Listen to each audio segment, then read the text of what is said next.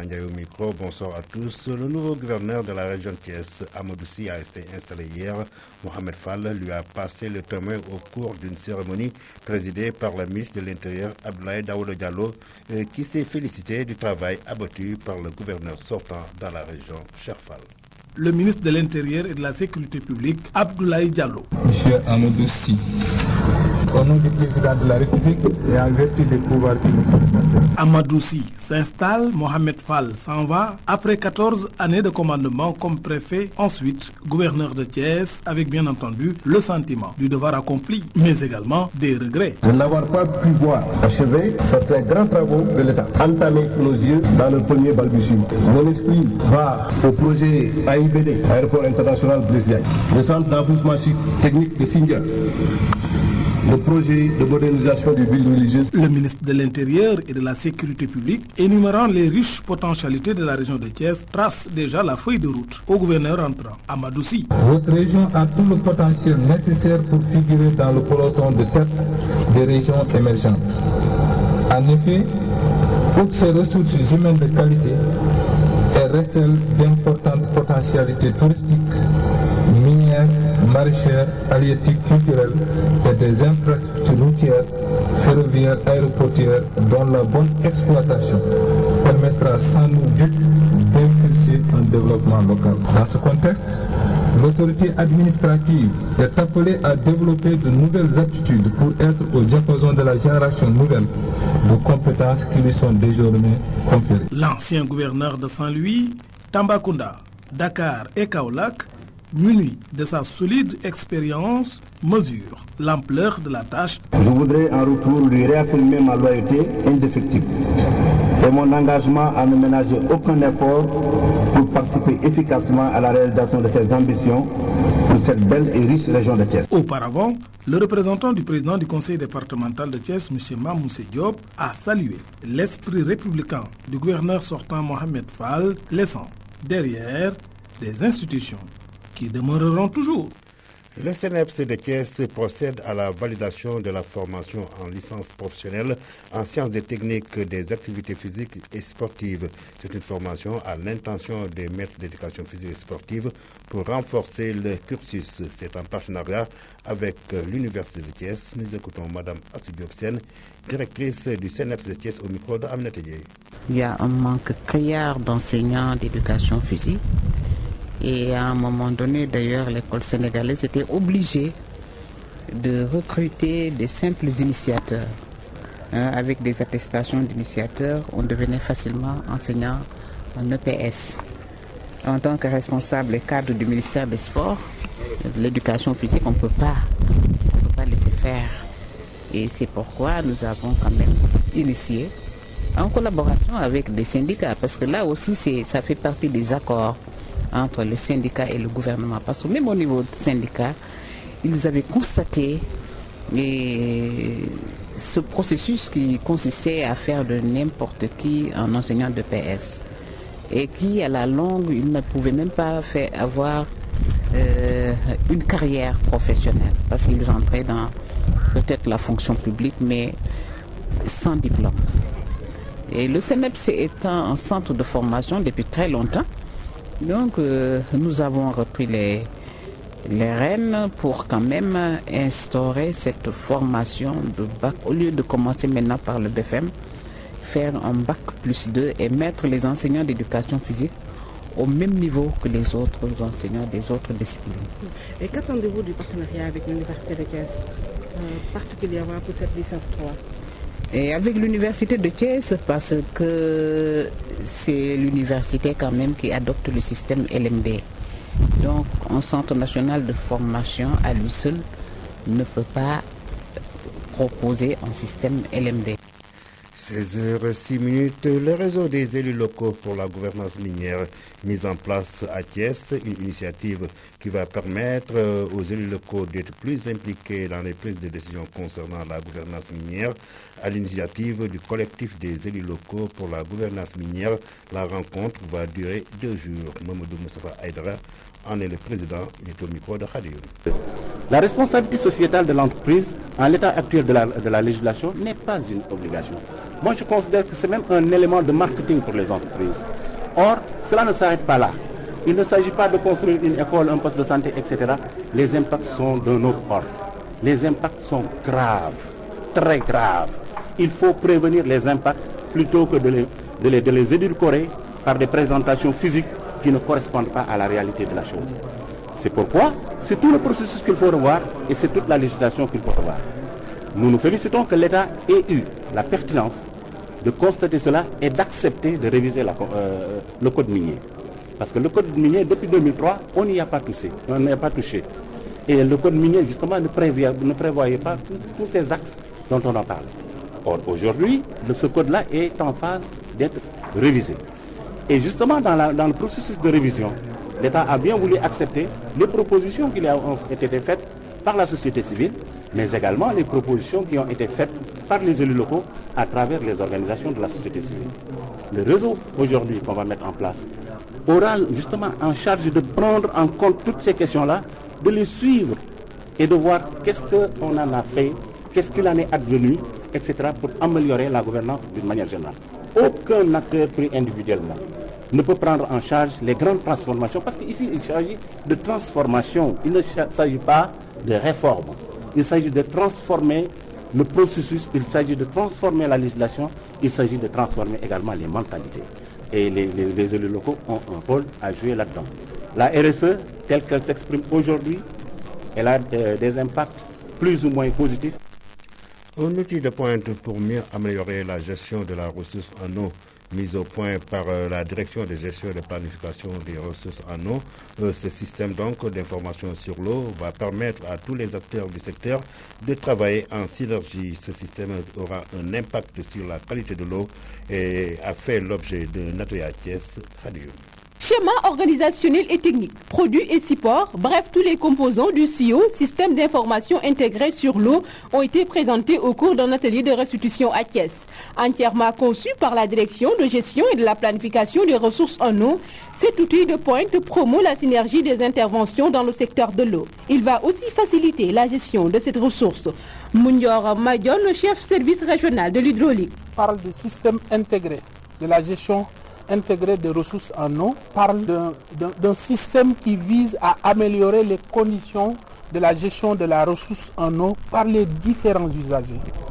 Et je pense donc que c'est pour pouvoir faire en sorte que la ressource soit beaucoup plus utilisée en des termes plus accessibles, plus conformes à ce qui doit être, mais également faire en sorte que tout le monde, tous les usagers, où qu'ils puissent être, puissent avoir accès aux informations dont l'usager a besoin. Le système d'information intégré sur l'eau va contribuer à améliorer la visibilité institutionnelle des acteurs clés du secteur de l'eau. D'ailleurs, un plan de communication stratégique a été déjà élaboré. Mounor Madion. Le déficit de la visibilité du secteur institutionnel n'est pas uniforme à tous les niveaux. Si vous prenez par exemple certains programmes, ils sont beaucoup plus visibles parce que disposant par exemple d'experts en communication qui puissent les orienter et faire en sorte que leur réalisation soit beaucoup plus visible. Mais dans le cadre par exemple de la conduite de ces études par la Direction de la gestion et de la planification des ressources en eau, c'est un secteur qui est pratiquement inconnu au niveau du département. Mais je pense que dans le cadre de programmes ou projets de cette nature, ce sera l'occasion quand même pour la DGPR et le département en particulier d'être beaucoup plus visible sur l'ensemble des éléments. Après cet atelier de restitution, une plateforme régionale du CIO sera mise en place. Une plateforme qui a pour mission de s'assurer de la mise en œuvre optimale des dispositions adoptées par le comité national. L'information qui continue sur les ondes de Thiès FM, le centre d'enseignement technique et social Don Bosco fête son bicentenaire. Différentes activités sont au programme. Cérémonie qui a permis de renforcer la banque de sang de l'hôpital Saint-Jean-de-Dieu de Thiès. Nous écoutons Séraphin Lazare Mba, enseignant formateur au centre Don Bosco, au micro de Nafitam. Nous avons déroulé un programme de festivités, un programme que nous avons déjà démarré depuis le vendredi 23 janvier 2015 avec une cérémonie de don de sang assistée par l'hôpital Saint-Jean-de-Dieu de Thiès. Le mardi, nous avons eu à faire une randonnée pédestre. Nous sommes partis du centre Don Bosco de Thiès pour rejoindre la mairie de Thiès où nous avons eu le privilège d'être reçu par M. le maire, M. Talassila, qui a demandé à ce qu'il soit là, effectivement, pour nous recevoir. Alors, nous le félicitons au passage et nous le remercions aussi au passage parce que, en fonction de son emploi du temps qui est un peu chargé, on s'est dit que ça allait être difficile. Mais il a tenu à être présent. Mais parlez-nous un peu de ce centre Don Bosco de Thiès. Alors, le centre Don Bosco de Thiès est né sur initiative de feu Monseigneur François Avendion en 1986. Donc, c'est sur sa demande que les Salésiens de Don Bosco, d'Italie, etc., pour venir prendre en main l'enseignement technique ici au Sénégal. Alors, quand ils sont arrivés, ils ont déroulé au moins un programme où ils ont initié des structures de formation, des filières de formation. La première filière, c'était la menuiserie pénicilline. Ensuite, il y a eu la mécanique générale et enfin l'électrotechnique. Donc, depuis lors, nous avons commencé à former des jeunes dans l'enseignement technique et la formation professionnelle. Au sortir de cette formation, il y a une formation diplômante puisque le diplôme est reconnu par l'État. Donc, les élèves passent l'examen d'État du CAP Industrie. À la longue, on s'est rendu compte que le CAP n'était pas seulement suffisant pour les élèves qualifiés que nous formons. Il fallait ajouter aussi un diplôme supérieur. Alors nous avons jugé bon de mettre en place une nouvelle structure diplômante qui est le BEP, le brevet d'études professionnelles. Redynamiser le centre culturel de Thiès, c'était l'ambition de la nouvelle direction. Plusieurs projets vont être déroulés au courant de cette année 2015. Ainsi, plus de 15 millions de nos francs seront dépensés dans ces programmes. La directrice Anne-Marie Faye décline sa feuille de route au micro de Radio. Et par secteur, d'abord, dans les arts plastiques que vous avez vu, on a parlé de poète-art. On a essayé de faire l'alliance entre les arts plastiques et la poésie. Dans le domaine de la littérature, on a créé le concept Thiès Littératura qui vise à promouvoir les écrivains du terroir. Et aussi dans le domaine théâtral, on a Palabre des enfants qui est donc une activité, un projet qui vise à stimuler le goût de la création artistique au niveau théâtral chez les enfants de 8 à 14 ans, ainsi de suite. Dans chaque secteur, nous essayons de proposer un nouveau concept, mais n'empêche, on attend des retours et on espère avoir aussi d'autres projets qui viendront éventuellement renforcer ce plan d'action. 20 millions, des coûts estimatifs, donc on a une petite expérience de ce genre de projet, donc on a essayé d'évaluer le coût, mais si vous regardez, on pense chercher de potentiels partenaires, c'est-à-dire les collectivités locales, le département, la mairie, mais aussi les ONG, pourquoi pas. Peut-être qu'on pourrait faire des activités qui pourraient intéresser de tierces personnes ou bien des ONG.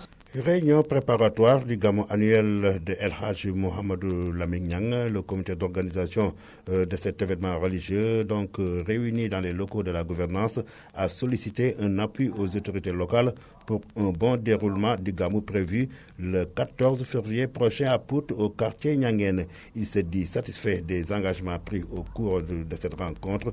Nous écoutons Ousmane Karl, porte-parole de la famille Niang, au micro de Nafitam. Cette session a été organisée pour demander un appui de la gouvernance. Alors, nous avons cité effectivement tout ce que nous demandions, à savoir il y a le problème de l'hygiène, le problème d'électricité, le problème d'eau. Donc, alors, tous les points que nous avons soulevés ont trouvé une oreille attentive. Et nous nous en félicitons. Nous pensons effectivement que l'apport de la gouvernance sera d'un grand secours pour l'organisation de ces chants religieux qui prennent de l'ampleur chaque année. Donc nous nous félicitons et nous remercions vraiment la gouvernance. Tout de suite avec vous, la page de sport, Pape Mamadou. Bonsoir. Bonsoir à vous, Cherna. Voilà, Pape, la nouvelle, c'est donc le limogeage ou la démission de l'entraîneur sénégalais Alain Giresse. C'est vrai, depuis hier, Alain Giresse n'est plus l'entraîneur du Sénégal. Et d'ailleurs, selon le président de la Fédération sénégalaise de football, Maître Augustin Senghor, cette rupture a eu à l'amiable. Pour rappel que le Sénégal a été éliminé de la CAN 2015 après sa défaite contre l'Algérie sur le score de 2-0. Alain Giresse, qui avait un contrat qui court jusqu'au 8 février prochain, est d'ailleurs rentré en France. Alain Giresse, c'est 21 matchs avec les Lions pour 9 victoires, 8 matchs nuls et 4 défaites. Certains qui se sont prononcés sur ce limogeage, nous les écoutons. Je ne pense pas que ce soit la bonne solution. Limoger à chaque fois un coach après une campagne, je pense qu'on l'a fait une fois dans ce pays et jusqu'à présent on n'est pas encore sorti de l'auberge. À mon avis, je pense que c'est trop simpliste de faire partir comme ça un technicien parce qu'il n'a pas eu les résultats escomptés. Même si aujourd'hui les gens se targuent d'avoir fait beaucoup d'efforts pour mettre staff, les joueurs dans les conditions qu'il faut. Et je pense que de plus en plus dans ce pays, il faudrait qu'on sache parler aux footballeurs sénégalais, qu'ils prennent leurs propres responsabilités. Quel que soit le technicien qui est là, c'est pas lui qui est dans le terrain. Il y a des choses à l'intérieur du terrain qui se règlent exclusivement entre footballeurs. On doit faire confiance à l'aspect local. On doit creuser au fond. On doit appuyer au fond. Aussi motiver les gens. Parce qu'il y a beaucoup de gens qui s'entraînent à l'heure actuelle, mais ils n'ont pas de confiance en leur choix. Parce qu'ils disent que j'entraîne à cet instant, un jour viendra, on ne va pas me choisir. Parce qu'on va choisir les autres qui sont en eux ou bien les autres dont leurs parents ont de l'argent. On doit tout mettre dans les bonnes situations, dans les bonnes conditions. Il faut d'abord voir au sein du ministère, descendre jusqu'à la fédération. Giresse, en fait, il a fait son travail parce qu'il a choisi les joueurs dont il a confiance. En fait, la défaite ou bien la non-qualification en quart de finale n'est pas due à la faute de Giresse. Tout le monde sait que le Sénégal était dans la poule de mort, la poule la plus difficile. Comme par exemple Aliou Cissé, parce que gis nañ ko mi ngi yor petite catégorie gi te mu ngi siy def ay résultats yu baax. Giresse parti, certains réclament Aliou Cissé, mais n'empêche, la polémique s'amplifie et cela ne peut laisser Mouniouk insensible. Mouniouk porte la signature de Chefal.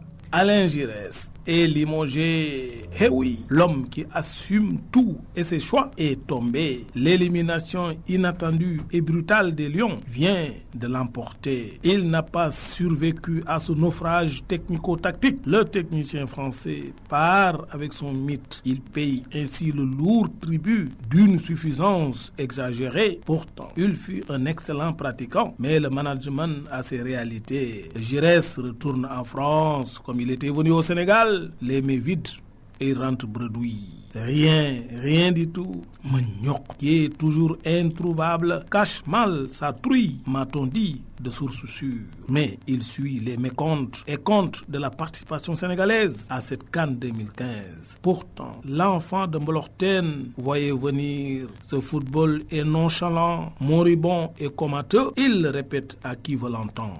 Le temps de construire n'a-t-il pas sonné? Où se trouve le problème? Que n'a-t-on pas tenté de sélectionneur local à ces fameux étrangers?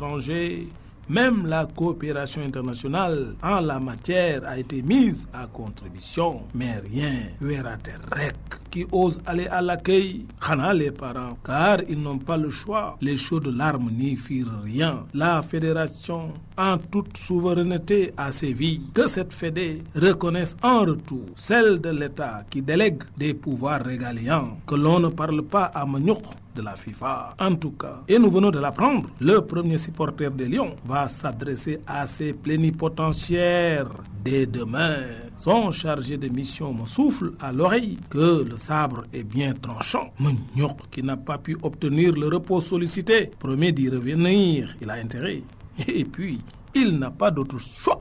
Sinon, comme Mouniouk, d'autres Sénégalais réclament que d'autres têtes puissent tomber. On reste avec cette canne, avec les affiches des quarts de finale. On sait depuis tout à l'heure que la Guinée s'est qualifiée aux dépens du Mali. On rappelle qu'hier, les deux équipes avaient fait match nul, un but partout. Mais finalement, le tirage au sort a permis aux Guinéens de se qualifier pour les quarts de finale. L'équipe du Guinée va croiser le Ghana. Nous rappelons que le 31 janvier, les deux Congos vont s'affronter, autant pour moi, en première heure et en deuxième heure, la Tunisie croise de pays hôtes la Guinée équatoriale. Le 1er février, l'Algérie va croiser la Côte d'Ivoire. On termine par le rugby avec le Thiès Rugby Club qui veut se renforcer pour mieux représenter la cité du rail dans la première division du rugby. Pamoussa est le capitaine de l'équipe. Nous l'avons au micro. On est en train de préparer le match du championnat. Comme vous le voyez, il y a les gars qui sont là en train de s'entraîner. Bon, Bon, je peux dire qu'on n'a pas fait une bonne saison, mais de toute façon, on est en train de bien défendre les couleurs thiessois, voilà, de bien gérer les choses pour mieux développer notre rugby à Thiès, aussi au niveau du Sénégal, mais aussi de bien s'améliorer au niveau du championnat. Parce que et vous lancez un appel aux Thiessois. Ouais, on fait appel aussi aux Thiessois de venir faire découvrir le rugby, parce que le rugby c'est un sport d'effectifs. Voilà, on a vraiment besoin de soutien des Thiessois. Ils ont besoin du soutien des Thiessois. Voilà, Chernan, c'était tout pour la page des sports. Merci à vous aussi, Pape Mamoudou, pour la présentation de cette page de sport qui met fin à cette édition du Journal Parlé qui a été réalisée et mise en onde par Cécile John. Présentation, Chemin Ndiaye. Merci d'avoir